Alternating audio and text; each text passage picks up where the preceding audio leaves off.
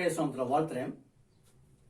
ஒரு நாளான இந்த நாளில் உங்களோடு செய்தியின் வாயிலாக ஒரு சந்திப்பை, ஒரு சந்தர்ப்பத்தை கர்த்தர் கொடுத்தார். கர்த்தருக்கு எல்லா துதியும் கனமும் மகிமையும் செலுத்துகிறேன். இந்த நல்ல வாழையிலே இந்த பரிசுத்த ஓய்வு நாளில் செய்திக்கு கடந்து செல்வதற்கு முன்பாக நான் ஜெபித்து உங்கள் மத்தியிலே கர்த்தர் கொடுத்த வார்த்தைகளை பேச அல்லது அந்த வார்த்தைகளை உங்களோடு பரிமாறிக்கொள்ள விரும்புகிறேன். நாம் ஜெபித்து கர்த்தருடைய வார்த்தை கடந்து செல்லலாம். கர்த்தர் தாமே நம் மத்தியிலே பெரிய காரணத்தை தரட்டும். இந்த பரிசுத்த ஓய்வு நாளில் இந்த செய்தி வாயிலாக உங்களோடு கர்த்தர் இடைப்படட்டும். கர்த்தர் நம்ம மட்டும் மகிமையட்டும். ஜெபிக்கிறேன். எங்கள் கண்மலையும் எங்கள் மீட்புமாய் கர்த்தாவாய், பரிந்து பேசும் ஜெபங்களை அங்கீகரிக்கிறவரே, இதோ அடியனின் வாயின் வார்த்தையும் இதுதான் உங்களுக்கு பெரிதாக இருக்கட்டும். கேட்கிறவர்களுக்கு ஒரு பயனுள்ளதாய், பிரயோஜனமுள்ளதாய், உள்ளத்தை தொடக்கூடதாய், உம்மை நோக்கி பார்க்கக்கூடியதாய் இந்த வார்த்தைகள் அமையட்டும். அடியனில் இருக்கிற பரிசுத்த ஆவியானவர் பேசுங்க. அந்த வார்த்தை அவசரமாகவே இருக்கட்டும். அடையனும் அது கரங்களை தரேன், எடுத்து பயன்படுத்தி வீராக கேட்கிற பிள்ளைகளை பிதாக்குமார் பிரசாந்தத்தை வாழ்த்துறேன். வாழ்ந்து செழித்து சுகித்திருக்கிற இந்த பரிசுத்த ஓய்வு நாளில் தேவனுடைய வார்த்தை கடந்து செல்லும்போது அந்த வார்த்தைகள் பயனுள்ளதாகவே இருக்கட்டும். கேட்போர் வாழ்ந்து செழித்து சுகித்திருக்கட்டும். கர்த்தர் கரம் பிள்ளைகளுடைய இருப்பதாக இயேசு கிறிஸ்துவின் மூலம் கேட்கிறேன் ஜெபிக்கிறோம் நல்ல பிதாவே, ஆமென். அல்லேலூயா. கர்த்தராகிய வாழ்த்துறேன். உங்களை அக்கினிரத விசுவாச அசெம்பிளி பிள்ளைகளின் சார்பாகவும் அடியனின் குடும்பத்தின் சார்பாகவும் இயேசு கிறிஸ்து நாமத்தில் வாழ்த்துறேன். கர்த்தர் நம்மத்திலே பெரிய காரியத்தை தரட்டும். இந்த நாளிலே உங்கள் மத்தியிலே ஆவியானவர் கொடுத்த வார்த்தை பரிந்து பேசும் ஜெபம். பரிந்து பேசும் ஜெபம் என்ற வார்த்தை ஆவியானவர் மூலமாக கொடுக்கப்பட்டது. அது உங்கள் மத்தியிலே நான் வைக்க விரும்புகிறேன். ஜெபம் என்றால் தேவனிடத்திலே பேசுவது, முறையிடுவது, விண்ணப்பம் செய்வது, இருதயத்தை ஊற்றுவது, மன்றாடுவது, விசாரிப்பது, நன்றி சொல்வது, தியானிப்பது, அவரிடம் அபயமிடுவது என்று பலவிதமாக அந்த ஜெபங்களை நாம் அடுக்கிக் கொண்டே போகலாம். அந்த ஜெபம் கர்த்தரோடு இடைப்படுகிற ஒரு காரியம். அந்த ஜெபம் நம்முடைய காரியங்களை, நம்முடைய குறைவுகளை, நம்முடைய தேவைகளை அவரிடம் தெரிவிப்பது, அதுதான் ஜெபம். அந்த ஜெபமானது உள்ளான மனிதன் களி கூறும்படியாக எப்படி இருக்கணும்னாங்க, அவரை நம்பி விசுவாசித்து ஜெபித்து அதை ஜெயம் பெறுவது. இந்த ஜெபம், அதாவது இந்த பரிந்து பேசும் ஜெபம் என்பது தனக்காக, தன் குடும்பத்துக்காக, தனது தேவைக்காக, நண்பர்களுக்காக, உறவினர்களுக்காக, தேவைகள் அநேகமாக இருக்குமானால் அந்த தேவைகளுக்காக, எதிர்மறையாய் உள்ள காரியங்களுக்காக, விடுதலைகளுக்காக, சபைக்காக, சபையின் விசுவாச குடும்பத்திற்காக, சபையின் தேவைகளுக்காக, தொடர்ந்து ஊழியத்திற்காக, ஊழியத்தின் தேவைகளுக்காக என்று தொடர்ந்து இருக்கும் அந்த ஜெபம் தான் பரிந்து பேசும் ஜெபமாக இருக்கும். பரிந்து பேசும் ஜெபத்துல தன்னலம் இல்லை, சுயநலம் இல்லை, சுயமும் இல்லை, தனக்கென்று இல்லாமல் மற்றவர்களுக்காக, தேசத்திற்காக, தேசத்தின் நலனுக்காக, தேசத்தின் குடிகளுக்காக, பிறர் நலம் கருதி ஊக்கமாய் திட நம்பிக்கையோடு, விசுவாசத்தோடு, கண்ணீரோடு, உள்ளத்தின் ஆழத்திலிருந்து தேவனிடம் கேட்கும் அல்லது மன்றாடும் செயல்தான் பரிந்து பேசும் ஜெபமாக உள்ளது. இதில் தேவனின் சித்தம் உணர்ந்து ஜெபிக்கணும். உமது சித்தம் இதிலே நிறைவேறட்டும். அப்ப நீர் அனுமதித்திருக்கிறீர்கள் அநேக காரியங்களை, ஆனால் உமது சித்தத்தின்படி நாங்கள் உங்க சமூகத்தில் நாடி தேடி வந்திருக்கோம். உமக்கு சித்தம் இந்த காரியத்தில் நிறைவேறட்டும். ஆனாலும் நாங்கள் மன்றாடுகிறோம், நீர் உமது திரு சித்தத்தின்படி காரியங்களை புரட்டி போடுங்க, தேவைகளை சந்திங்க, உள்ளானமான களி கூறும்படி காரியங்களை செய்யுங்க, எங்கள் ஜெபங்கள் அங்கீகரிக்கப்படட்டும். இதிலே நாங்கள் சுயம் நலம் இல்லாமல் உண்மையாய் உத்தம மனசாட்சியோடு ஊக்கமாய் ஜெபிக்கிறோம், விசுவாசத்தோடு ஜெபிக்கிறோம். தேவாதி தேவன் பெரிய காரியங்களை நடத்தித்தாங்க என்று கேட்கணும், மன்றாடணும். அதுல விசுவாசம் இருக்கணும், திட நம்பிக்கை இருக்கணும், உண்மை இருக்கணும். அப்ப கர்த்தர் அந்த ஜெபத்தை அங்கீகரிப்பார். ஒரு காலகட்டத்திலே கர்த்தராகிய இயேசு கிறிஸ்து ஊழிய பாதையிலே வந்திருக்கும் போது ஒரு மனிதன் தன்னுடைய காரியத்திலே ஒரு ஜெயம் பெறும்படி அவன் எப்படி கேட்டானா, உமக்கு சித்தமானால் என்னை சுத்தமாக்க உம்மால் கூடும் என்று அந்த குஷ்டரோகி கேட்கிறான். அப்போ உடனே கர்த்தராகிய இயேசு கிறிஸ்து சொல்றாரு, எனக்கு சித்தம் உண்டு சுத்தமாக என்று. அதுதான் ஜெபம். அவருடைய சித்தத்தை உணர்ந்து மன்றாடுவது, அதுல சுயமில்லாமல் சுயநலம் இல்லாமல் கேட்பது, அந்த பரிந்து பேசும் ஜெபத்திலே ஒரு விசுவாசம் வேரூண்டி இருப்பது, அதை கர்த்தர் அங்கீகரிப்பார். தானியேலை உங்களுக்கு நினைவு போடுறேன். தானியேல் 9:3 எழுதப்பட்டது, நான், அதாவது தானியேலாகிய அவன் உபவாசம் பண்ணி இரட்டிலும் சாம்பலிலும் உட்கார்ந்து தேவனாகிய ஆண்டவரை ஜபத்தினாலும் விண்ணப்பங்களினாலும் தேட என் முகத்தை, அதாவது அவன் முகத்தை அவருக்கு, அதாவது தேவனுக்கு நேராக்கி என்று உள்ளது. அப்படி என்றால் அந்த தானியேல் உபவாசம் பண்றான், இரட்டிலும் சாம்பலிலும் உட்கார்றான், தேவனாகிய ஆண்டவரை ஜபத்தினாலும் விண்ணப்பத்தினாலும் தேட முகத்தை அவர் பக்கமாக திருப்புறான். அப்போ உபவாசம் பண்ணி இரட்டிலும் சாம்பலிலும் உட்கார்ந்து, அதாவது கர்த்தருக்கு முன்பாக தாழ்மையோடும் உண்மையோடும் விசுவாசத்தோடும் உட்கார்ந்து ஜபத்தினாலும் விண்ணப்பங்களினாலும் தேட உங்கள் முகத்தை தேவனுக்கு நேராக அவரை நோக்கி தேவனிடத்தில் கெஞ்சி ஜெபிக்கும் பரிந்து பேசும் காலங்களிலே நாம் இருக்கிறோம். இந்த காலம் பரிந்து பேசும் காலம் தான். உங்களுக்கு தெரியும், உங்களுக்கு தெரியாது, எதுவும் நான் முன்பாக வைக்கல. இந்த காலகட்டத்தில் பரிந்து பேசும் ஜெபம் மிக மிக முக்கியமாக இருக்கிறது. அவசரமான தேவைக்காக, ஒருவருக்காக ஒருவர் அல்லது ஒரு கூட்டத்திற்காக, ஜனத்திற்காக பரிசுத்தத்துடனும் நல் நம்பிக்கையுடனும் உறுதியோடும் தொடர்ந்து ஜெபிக்கும் ஜெபம் தான் பரிந்துரை ஜெபம் என்று சொல்லப்படுகிறது.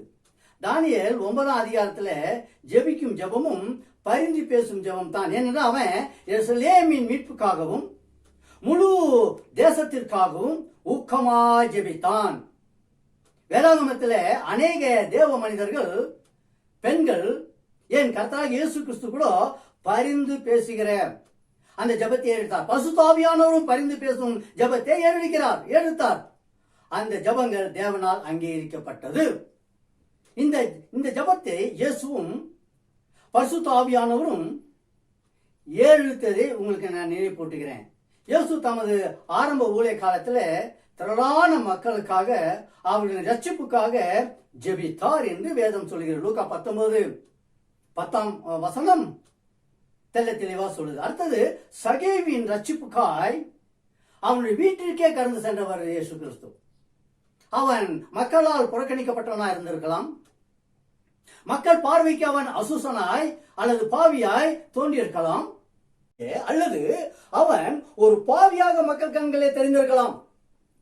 ஏனென்றால் அவர்கள் தங்களை நீதிமான்களாக நினைத்திருக்கலாம். இவனை பாவியாக ஒதுக்கிறான். எது எப்படி இருந்தாலும் கர்த்தர் அவனை ரட்சிக்க அவன் வீட்டிற்கு கடந்து சென்றார். அவன் வீட்டிற்கு கடந்து சென்ற கர்த்தராக இயேசு கிறிஸ்து தாமே இன்றைக்கு இந்த வீட்டிற்கு ரட்சிப்பு வந்தது என்றார். எப்பொழுது அவன் மனப்பூர்வமாய் இயேசுவை சிநேகித்தானோ, எப்பொழுது அவன் மனப்பூர்வமாய் இயேசுவை தன் வீட்டிலே ஏற்றுக்கொண்டானோ, என்று அவன் இல்லத்திலும் உள்ளத்திலும் இயேசு வாசம் செய்யும்படியாக தன்னை பக்குவம் பண்ணி கொண்டானோ, அந்த தருணத்தை பார்த்த கர்த்தர், அந்த தருணத்தை பார்த்த இயேசு, அவனுடைய கிரியைகளை பார்த்த இயேசு சொன்னார், தெளிவாய் சொன்னார், இன்றைக்கு இந்த வீட்டிற்கு ரட்சிப்பு வந்தது என்று. என்னை கேட்டுட்டு இருக்க தேவ பிள்ளைகளே, அந்த பரிந்து பேசும் ஜெபம் அவனுக்காக ஒரு பரிந்து பேசும் ஜெபமா இயேசு மாற்றி அவனுக்கு ஒரு ரட்சிப்பை கொடுத்தார். அந்த ரட்சிப்பின் மூலமாக அவன் அகமகிழும்படி அவனை மாற்றினார். இயேசு மாற்றுகிறவர், தேற்றுகிறவர், நன்மையினால் நிரப்புகிறவர். அடுத்த பரிந்து பேசும் ஜெபத்தை நான் சொல்றேன். எருசலேமின் சீரழிவை கண்ட இயேசு கண்ணீர் விட்டார். எருசலேமின் சீரழிந்த நிலைமையை கண்டு அவர் கண்ணீர் விட்டார் என்று லூக்கா 19:41 பார்க்கிறோம் அல்லவா? அதே லூக்கா எழுதின புத்தகம் 22ஆம் அதிகாரம் 32 தனது சீசர்களுக்காக தனிப்பட்ட முறையிலும் பொதுவாகவும் பரிந்து பேசி ஜெபித்தார் இயேசு. லூக்கா 22:32 யோவான் 17:6-26 நீங்கள் தியானித்து பார்ப்பீர்கள் என்றால் அந்த பரிந்து பேசுகிற ஜெபம் இயேசுவினிடத்திலும் இருந்தது. அடுத்தபடியாக லூக்கா எழுதின புத்தகம் 23ஆம் அதிகாரம் 34 சிலுவையிலே தொங்கிக் கொண்டிருக்கும் போது தம்மை சிலுவையில் அறைந்தோருக்காகவும் அவரை துன்பப்படுத்தினவர்களுக்காகவும் இயேசு பரிந்து பேசி ஜெபித்தார். பிதாவே, அவர்கள் மன்னித்தலும் தாங்கள் செய்வது என்னது என்று அறியாது இருக்கிறார்களே என்று சொன்னார். அது ஒரு பரிந்து பேசுகிற ஜெபமா இருந்தது. இவை யாவும் பரிந்து பேசும் ஜெபம் தான். இந்த காலகட்டத்திலே சபையும் ஊழியர்களும் அழிந்து கொண்டிருக்கும் ஜனத்திற்காக, குடும்பங்களுக்காக ஜெபிக்க வேண்டும். பரிந்து பேசுகிற ஜெபம் வேணும். இது கர்த்தர் அனுமதித்தார், எனவே நான் ஏன் ஜெபிக்க வேண்டும் கேட்காதே. கர்த்தர் அனுமதித்து இருந்தாலும் அனுமதிக்கப்பட்ட அந்த கொள்ளை நோய் தாக்கத்திலே மாண்டு போயிட்டு மக்களுக்காக நீ ஜெபிக்கத்தான் வேணும். பரிந்து பேசி ஜெபிக்கத்தான் வேணும். ஊழியனே, ஊழியக்காரனே, விசுவாசிய, விசுவாச குடும்பமே, கர்த்தர் அனுமதித்தார் என்று ஒதுங்கி போகிற நேரம் அல்ல. அவர் அனுமதித்தார், அனுமதித்திருக்கலாம், அது வேற. ஆனால் உன் வேலை என்ன? நீ பரிந்து பேசி இந்த மோசம் போக்கும் கொள்ளை நோயை தடுத்து நிறுத்தும்படி மன்றாடு, ஜெபி, உபவாசியே, கர்த்தரத்தில் எஞ்சி மன்றாடு.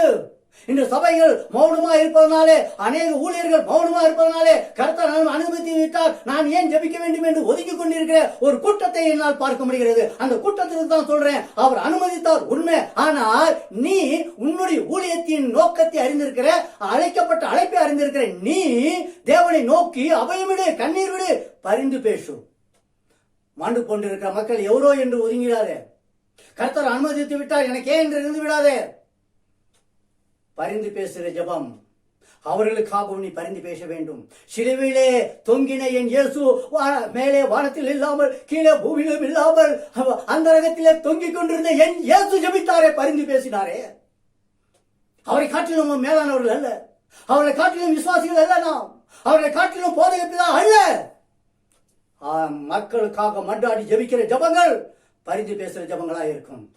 அன்று ஒரு நாள் சகேவுக்காக பரிந்து பேசின இயேசு, அன்று ஒரு நாள் சிலுவையிலே தன்னை அடித்த துன்புறுத்தினவர்களுக்காக பரிந்து பேசின இயேசு இன்றும் நம்மை நோக்கி பார்த்து கொண்டே இருக்கிறார். என் பிள்ளைகள் என்ன செய்யறாங்க? என் பிள்ளைகள் என்னை போல ஜெபிக்கிறாங்களா? என்னை போல மன்றாடுகிறார்களா? என்னை போல பரிந்து பேசுகிறார்களா என்று ஆவலாய் நம்மை நோக்கி பார்த்து கொண்டிருக்கிறார்களவா?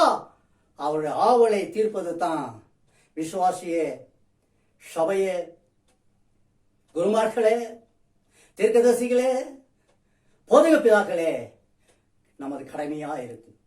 அந்த பரிந்து பேசுகிற ஜெபத்தை கர்த்தர் எதிர்நோக்கி காத்து கொண்டே இருக்கிறார்.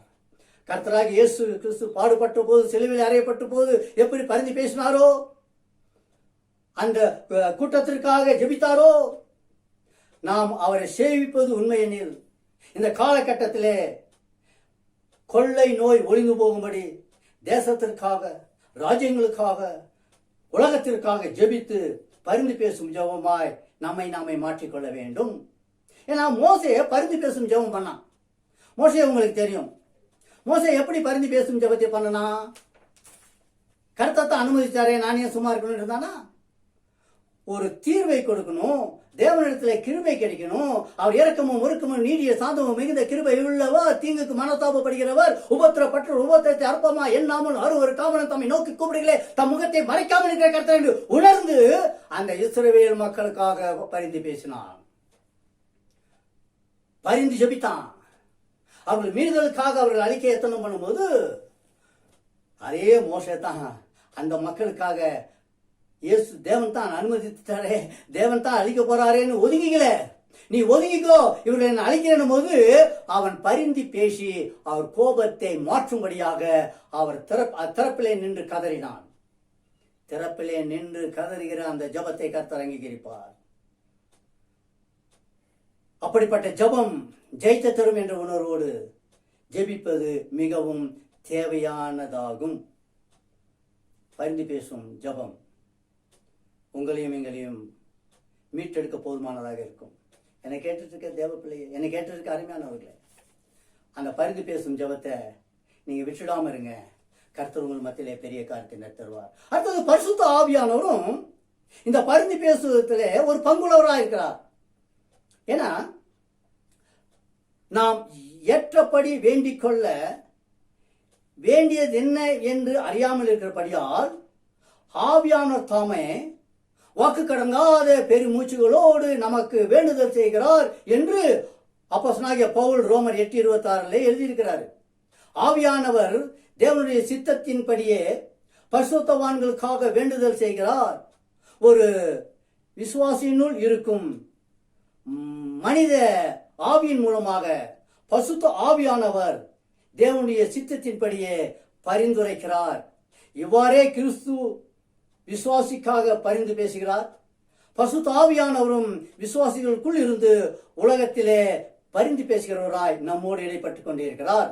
அடுத்து விசுவாசிகளின் பரிந்துரை நினைப்பூட்டுகிறேன். அதாவது நீங்க செய்ய வேண்டியது, நான் செய்ய வேண்டியது என்ன என்பதை நினைப்பூட்டுகிறேன். விசுவாசிகளின் பரிந்துரை ஜபங்களை வேதத்தில் பல இடங்களில் படிக்கலாம். உங்களுக்கு தெரிந்தது தான் நான் நினைப்பூட்டுறேன். பழைய ஏற்பாட்டு காலத்துல தேசத்திற்காய் பரிந்துரைக்கும் ஜபத்தை ராஜாக்களும் தீர்க்கதரிசிகளும் ஆசாரியர்களும் ஏறெடுத்தார்கள். தேவன் அதை கேட்டறினார்.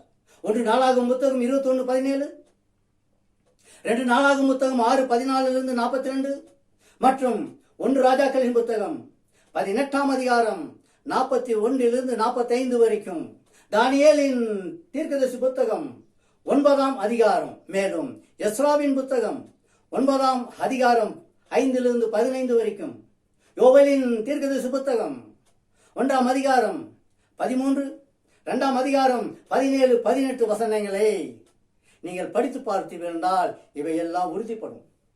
படிங்க, வேதத்தை புரட்டுங்க. வீட்டில் அமைதியா இருக்கிற நேரத்தில், வெளியே போகக்கூடாதுன்னு ஒரு சூழ்நிலையில் நெருக்கப்பட்டிருக்க காலகட்டத்தில் வேதத்தை எடுத்து தியானிங்க. அந்த தியானிக்கிற அந்த வார்த்தை உங்கள் உள்ளத்தில் பதியும்.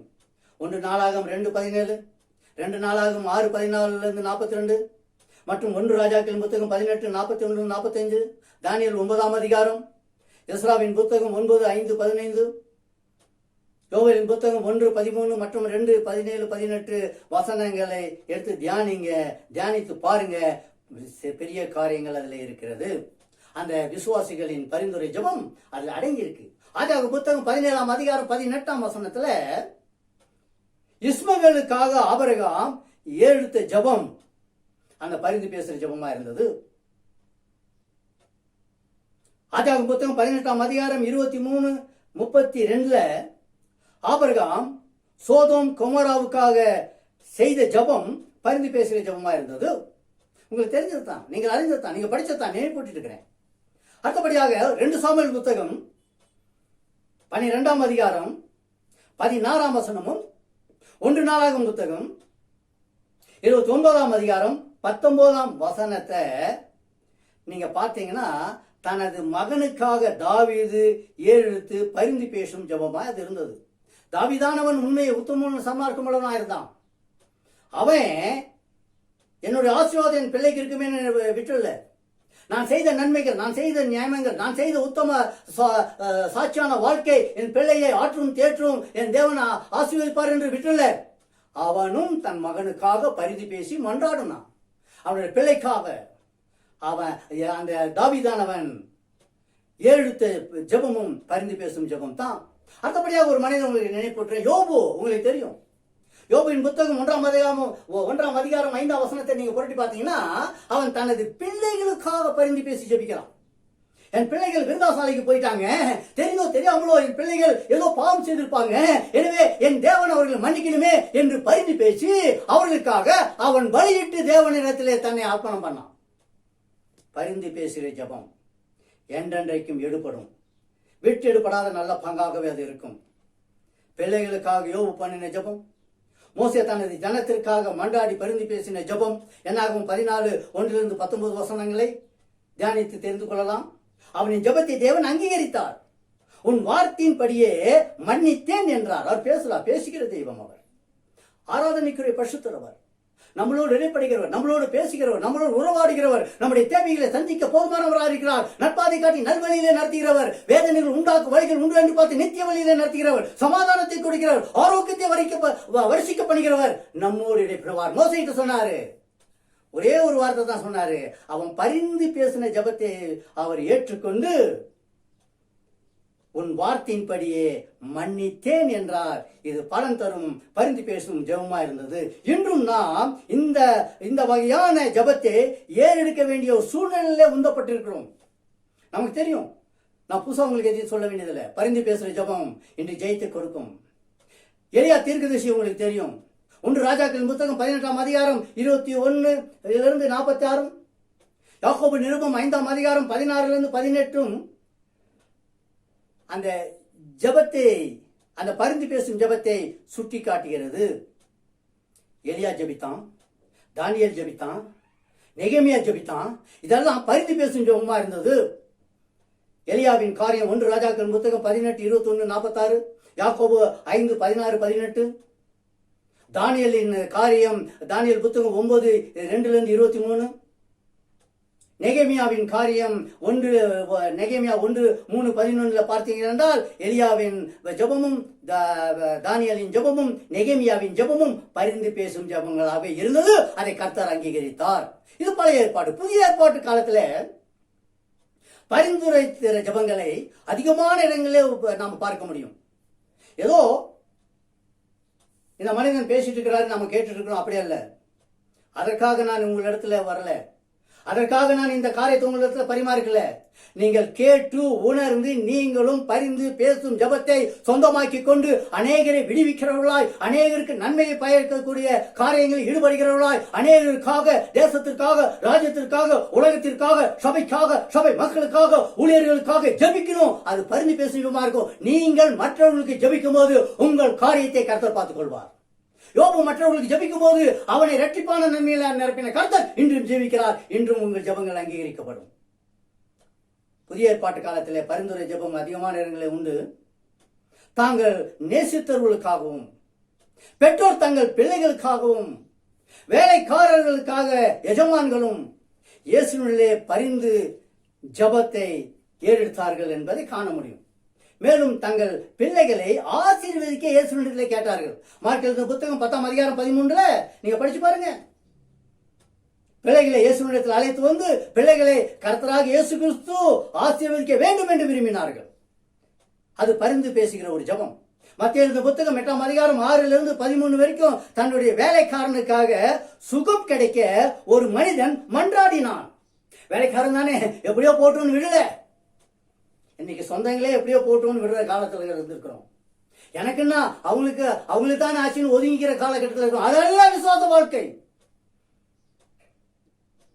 மற்றவர்களுக்கு வந்தது உனக்கு வந்ததாக நினைச்சு ஜெபம் பண்ணு. ஒதுங்கி போகிற காலகட்டத்தில் நீ இல்ல. சபையே, விசுவாசியே, குருமார்களே, போதக பிதாக்களே, ஒதுங்கி போகிற காலகட்டத்தில் நம்ம வாழல. பரிந்து பேசுகிற ஒரு காலகட்டத்திலே, பரிந்து பேசி மன்றாடுகிற ஒரு காலகட்டத்திலே, அந்த பரிந்து பேசுகிற ஜெபங்கள் தேவனிடத்திலே அர்ப்பணம் பண்ணி அந்த அர்ப்பணம் பண்ணப்பட்ட அந்த ஜெபங்கள் அங்கீகரிக்கப்பட்டதை கண்டு களி கூறும்படியான ஒரு காலகட்டத்தில் உந்தப்பட்டிருக்கிறோம். இயேசுவிடத்துல பிள்ளைகளை கொண்டாங்க. ஒரு எஜமானன் தன்னுடைய வேலைக்காரனுக்காக பரிந்து பேசி ஜெபித்தான். அவற்றை எல்லாம் என் இயேசு ஏற்றுக்கொண்டார். அவற்றை எல்லாம் என் இயேசு ஏற்றுக்கொண்டார். யாக்கோபு, யோவான் ஆகியோரின் தாய் இயேசுவினிடத்துல போய் ஒரு பரிந்துரை ஜெபம் பண்ணாங்க. ஒரு தாய் தன் பிள்ளைகளுக்காக பரிந்துரை பண்ணுகிற ஜெபம் தேவையான ஒன்று தான். மேலும் பல தனிப்பட்ட நபர்களுக்காக சபை அடிக்கடி பரிந்துரை ஜெபித்தது. உங்களுக்கு சொல்றேன், அப்போஸ்தலர் புத்தகம் 12:5 மற்றும் 12ஆம் வசனத்தை நீங்க படிச்சு பாத்தீங்களா, சிறைச்சாலையிலே பேதுரு ஜாலியா தூங்கிட்டு இருக்கிறார். ஆனா இந்த பேதுருக்காக, இந்த போதக பிதாவுக்காக, இந்த முதியோனுக்காக, இந்த அந்த மனிதனுடைய விடுதலைக்காக ஒரு சபையே ஒரு அறையிலே பரிந்து பேசி ஜெபிச்சிட்டு இருக்கு. இவன் ஆழ்ந்த தூக்கத்தில் இருக்கிறான். ஒரு இதை என்னால சரியா கிரகிச்சிக்க முடியறதில்ல. எப்படின்னா, சிறைச்சாலையில கூட ஒருத்தன் நிம்மதியா தூங்க முடியும்னா அவன் தேவனை சார்ந்து, இயேசுவை சார்ந்து இருந்தால் மட்டும்தான் முடியும். சுத்த இறுதியுமுள்ள இஸ்ரவேலுக்கு அவர் சமயமா இருக்கிறார்.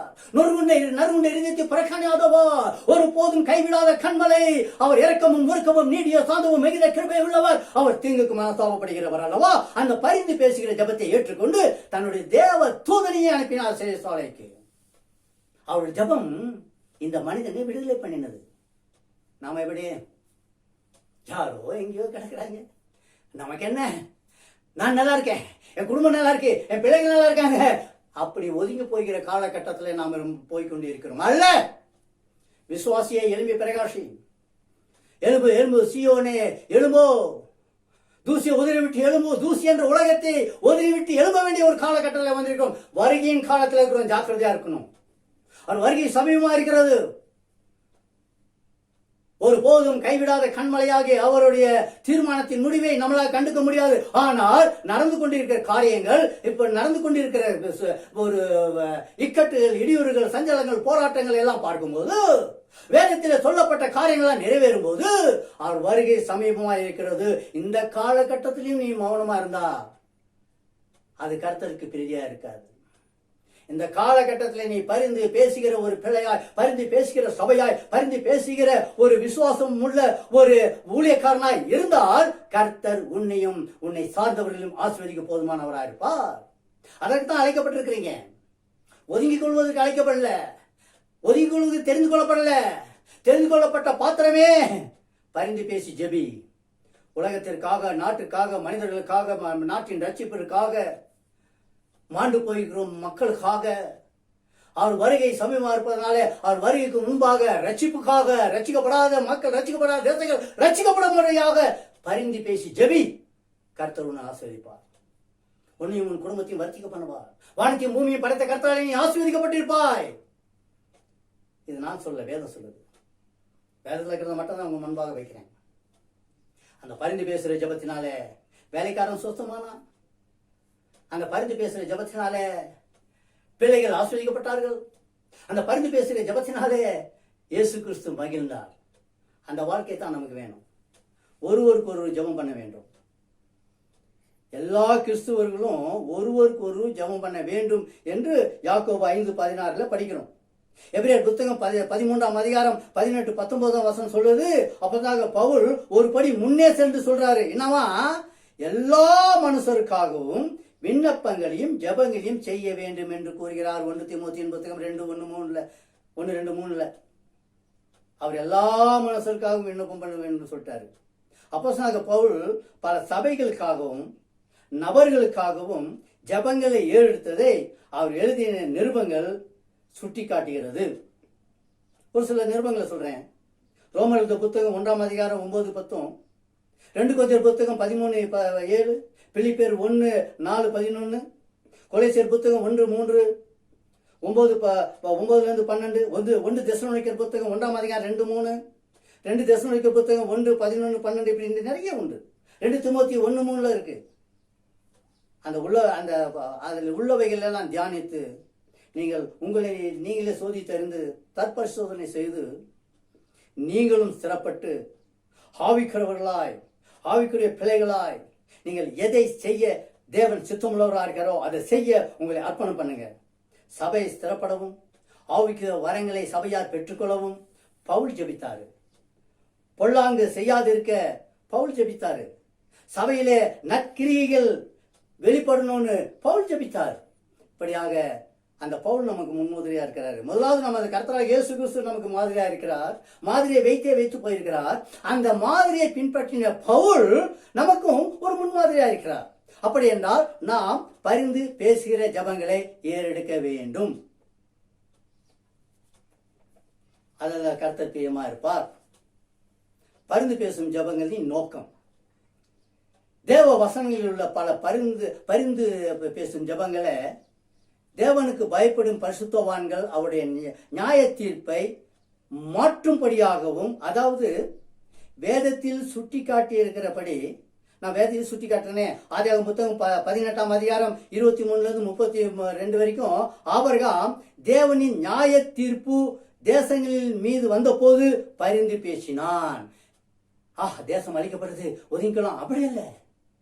அந்த தேசங்களுக்கு அவர் நியாய தீர்ப்பு சொல்லிட்டாரு, இதை நான் அழிக்க செய்வேன் என்று. அது அவர் நியாய தீர்ப்பு. அந்த நியாய தீர்ப்பின் காலகட்டத்திலே கூட அதை புரட்டி போட, அதை மாற்றி போட அவன் பிரயாசப்பட்டான். தேவனோடு போராடி மன்றாடி அவன் பரிந்து பேசி ஜெபித்தான். என்னாக புத்தகம் 14ஆம் அதிகாரம் 13-19 வரைக்கும் நீங்க படிச்சு பாத்தீங்கன்னா, மோசே தேவனின் நியாய தீர்ப்பு இஸ்ரவேல் மக்களுக்கு எதிராக இருக்கும் போது பரிந்து பேசி ஜெபித்து இஸ்ரவேலரை மீட்டதும், மேலும் மீட்கப்பட்டவர்கள் தேவனை நமஸ்கரிக்கும்படியாகவும் அவன் ஒரு கருவியாய், ஒரு பரிசுத்த மனிதனாய் தேவனுக்கும் இஸ்ரவேல் மக்களுக்கும் நடுவாய் நின்று திறப்பின் வாசலை நின்று கதறி ஜெபித்து இஸ்ரவேல் மக்களுக்கு ஒரு ஜெயத்தை கொடுத்தான், ஒரு தீர்வை கொடுத்தான், ஒரு மேன்மையை கொடுத்தான். யோவேலின் புத்தகம் 2:17 படி கர்த்தரின் பணிவிடைக்காரராகிய ஆசாரியர்கள் மண்டபத்திற்கும் பலிபீடத்திற்கும் நடுவே அழுது கர்த்தாவே என்று அழைத்து ஜனங்களுக்காய் பரிந்துரை பண்ணி ஜெபித்து கர்த்தரின் கிருபையை பெற்று ஜனங்களை தேவனின் கோபத்திற்கு தப்புவிக்கும்படியாக வகை தேடியதை வேதம் சுட்டிக்காட்டுகிறது. ஆசாரியன் வேலை, ஊழியக்காரன் வேலை, திறப்பின் வாசலில் நின்று கதறி எழுது, மக்களுக்காக, தேசத்திற்காக, ஜனங்களுக்காக பரிந்து பேசி ஜெபித்து கர்த்தருடைய கோபம் தணியும்படியாக.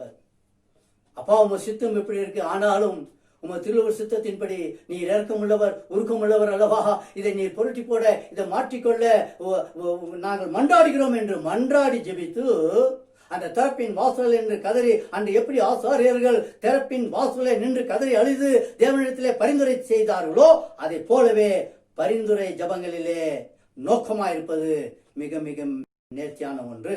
அதாவது நியாய தீர்ப்பை மாற்றும்படியாகவும் அவர் மக்களை மீட்கும்படியாகவும் ஆபத்தில் இருந்த பல நபர்களை விடுவிக்கும்படியாகவும் அவரது மக்களை ஆசீர்வதிக்கும்படியாகவும் தேவனிடத்தில் மன்றாடி இருக்கணும், பரிந்துரைக்கணும். பரிசுத்த ஆவியானவரின் வல்லமை வரும்படியாகவும் பிறர் சுகம் அடையும்படியாகவும் பாவங்கள் மன்னிக்கப்படும்படியாகவும் ஆளுநர்கள் ஆட்சி பீடத்தில் இருப்பவர்களுடைய ரட்சிப்புக்கும் நல் ஆட்சிக்காகவும் ஜெபிக்கணும். கிறிஸ்தவர்களின் வளர்ச்சிக்காக ஜெபிக்கணும். வல்லமையான ஊழியர்களுக்காக, ஊழியங்களுக்காக, சபைக்காக, சபை எழுப்புதலுக்காக ஜெபிக்கணும்.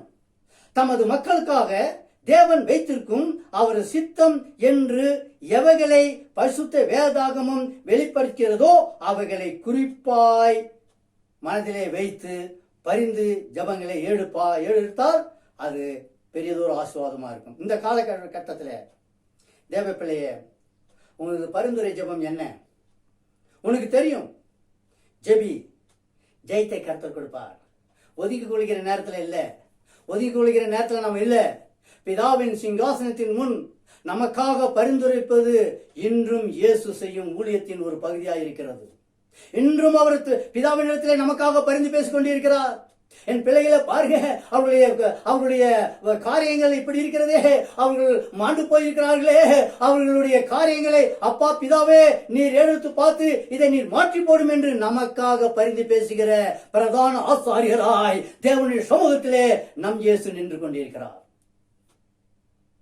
ரோமர் புத்தகம் 8:34, எபிரேயர் புத்தகம் 7:25, எபிரேயர் புத்தகம் 9:24, 7:25 வசனங்களை தியானிங்க. இந்த காரியத்தினால் தான் இயேசுவை நமக்காய் பிதாவினிடத்து பரிந்து பேசுகிறவர் என்று யோவான் அழைத்திருக்கிறார். 1 யோவானின் புத்தகம் 2:1 வசனம் இதனை உறுதிப்படுத்துகிறது. எனவே நம்ம கர்த்தராகிய இயேசு கிறிஸ்து நாமத்தினாலே நீங்கள் கேட்டுக்கொள்வது நிச்சயம் தேவன் கொடுப்பார். அவருடைய கிருபையும் இரக்கமும் அதனை செய்யும். பரிந்து பேசும் ஜெபம் இன்று நமது நாட்டிற்கும் வீட்டிற்கும் உலகத்திற்கும் மிக மிக மிக தேவையானது ஒன்று. அதை மனதிலே வைத்துக் கொண்டு தேவ பிள்ளையே ஜெபி. உன் ஜெபம் ஜெயத்தை தரும், மேன்மையை தரும், காரியத்தை புரட்டி போடும், கொள்ளை நோய் தாக்கம் ஒளிந்து போகும், நாடுகள் காக்கப்படும், குடும்பங்கள் காக்கப்படும், மனிதர்கள் காப்பாற்றப்படுவார்கள். உன் ஒரு தனிப்பட்ட பரிந்துரை பண்ணுகிற ஜெபம் பெரிதோர் எழுப்புதலை உலகமே காணும்படியாக இருக்கும். உள்ளத்திலே விசுவாசித்து உறுதியாய் அவரை பற்றி கொண்டு கண்ணீரோடு நீ திறப்பின் வாசல் என்று கதறி அழுதால், ஜெபித்தால் அந்த பரிந்துரை ஜெபித்து அவர் அங்கீகரிப்பார். என்னை கேட்டுட்டு இருக்க தேவ பிள்ளைகளே, அருமையான சபையை ஜெபிங்க. நாங்கள் எப்போதுமே தான் ஜெபிக்கிறோம், அது வேற. பரிந்துரைத்து ஜெபிக்கணும். அந்த பரிந்துரை ஜெபத்தில் உண்மை, வேகம், பரிசுத்தம், விசுவாசம் இருக்கணும். நீங்கள் அப்படியே செய்வீங்கன்னு நான் விசுவாசித்து என்னுடைய வார்த்தையை முடிக்க விரும்புகிறேன். கர்த்தர் உங்களை ஆஸ்வதிக்கட்டும். அடுத்த செய்தி மூலமாக உங்களை காணும் வரைக்கும் ஜெபத்திலே ஒருத்தர் தாங்குங்க. ஜெப ஜீவியத்தில் தரித்திருங்க. வேதத்தை புரட்டி வாசிங்க. அந்த வேத வார்த்தை உங்கள் பாதைக்கு தீபமாக இருக்கட்டும்.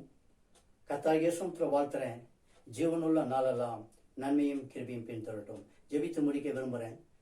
என்னோடு இணைந்திருங்க. எங்கள் கண்மலையும் எங்கள் மேற்கமாக இருப்பவன் கொடுத்த வார்த்தையின்படி வாழ எங்களுக்கு அனைத்திற்கும் படிப்பீராக. பரிந்து பேசும் ஜெபத்தை நாங்கள் சொந்தமாக்கி கொண்டு அப்பா பிதாவே, அந்த ஜெபங்கள் நீர் அங்கீகரிப்பீர் என்று உள்ளான மனித கலிக்குறும்படியாக நாங்கள் விசுவாசித்து நாங்கள் ஜெபிக்கிறோம் அப்பா. அப்பா பிதாவின் சிங்காசனத்தின் முன் எங்களுக்காக பரிந்து பேசுகிற என் இயேசு கிறிஸ்து மூலமாக நாங்கள் கேட்கிறோம். ஜெபங்களை அங்கீகரிங்க, தேவைகளை சந்திங்க. இயேசு கிறிஸ்துவின் மூலம் பிதாவே, ஆமென். அல்லேலூயா. கர்த்தராகிய சமுத்திர வாழ்த்துறேன். அடுத்த செய்தியிலே நான் உங்களோடு சந்திக்கிறேன். ஜெபத்திலே தரித்திருங்க. கர்த்தர் உங்களை ஆசீர்வதிப்பாராக. ஆமென்.